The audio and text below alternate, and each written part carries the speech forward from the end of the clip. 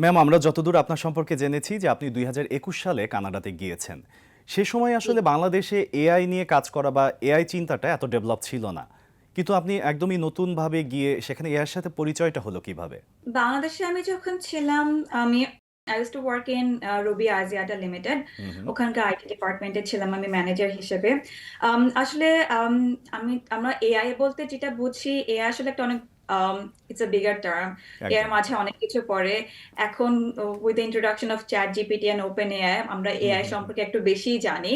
But AI আসলে ছিল অনেকদিন থেকে মার্কেটে। I think this term or the আচ্ছা। AI concept was invented in late hmm, 1970s. Hmm, hmm, hmm. So যখন আমি রবিতে ছিলাম তখন আসলে শুরু হয়, মানে এআই নিয়ে টুকিটাকি কিছু কাজ করা হয়, হুম, হুম, বা হুম। তখন এআই এর ইমপ্লিমেন্টেশনটা ছিল মোর অন প্রেডিকশন লেভেলে, demand management, hmm, hmm, predictive hmm. AI. And আস্তে আস্তে ওখান থেকে মুভ করে আমরা এখন যে পর্যায়ে আছি, with the large language models and all.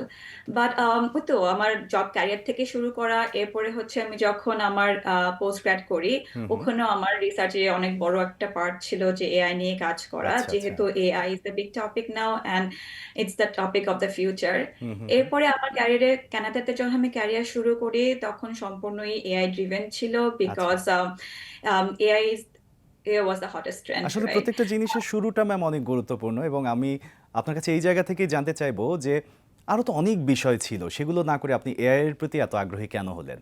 আপনি কি আগে থেকে বুঝতে পেরেছিলেন যে ভবিষ্যতে এআইটা আসলে এত বেশি মার্কেট ভ্যালু পাবে?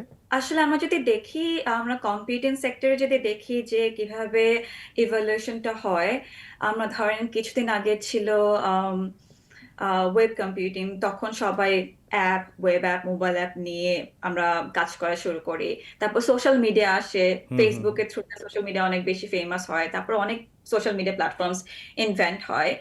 এআইও সেম ভাবে আসছে। আপনি যদি এআই ট্রেন্ডটা দেখেন মার্কেটে, this is something that not only it's not just a hot topic, but it hmm, hmm, hmm. actually provides you that value in your work. আচ্ছা, আচ্ছা।